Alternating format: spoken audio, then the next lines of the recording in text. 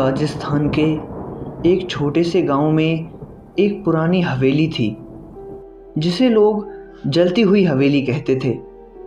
कहते हैं कि वहाँ रात में अजीब अजीब घटनाएं होती थीं।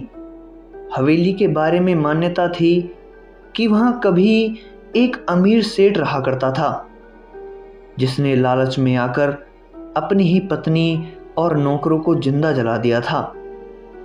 उसके बाद से वह हवेली वीरान हो गई, लेकिन लोगों ने वहाँ अजीब रोशनी और चीखों की आवाज़ें सुनी। एक दिन 4 दोस्त अजय, विक्रम, रोहन और समीर ने मिलकर यह साबित किया कि यह सब अंधविश्वास है। वे रात के 12 बजे हवेली के अंदर गए।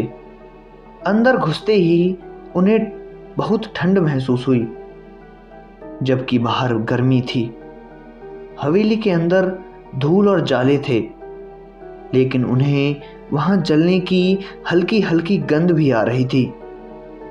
जैसे ही वे बड़े हॉल में पहुंचे, अचानक कमरे में लगे पुराने झूमर हिलने लगे। विक्रम ने टॉर्च जलाकर देखा तो सामने की दीवार पर काले धब्बे थे, जैसे किसी को जलाया गया हो।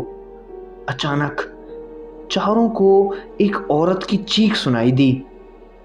वे सब डर गए और भागने लगे।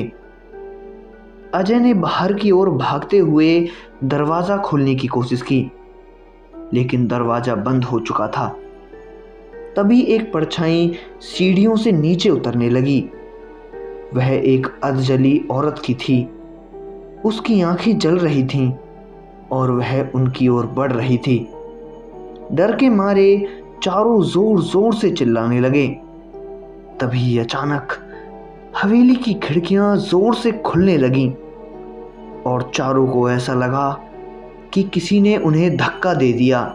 अगले ही पल वे सब हवेली के बाहर थे, लेकिन किसी को याद नहीं था कि वे वहां तक पहुंचे कैसे। अगले दिन गांव वालों को पता चला कि हवेली में एक रात पहले फिर से धुआं उठता देखा गया था। कोई नहीं जानता कि यह कैसे हुआ, लेकिन जो भी वहां जाता वह कुछ ना कुछ अजीब जरूर देखता।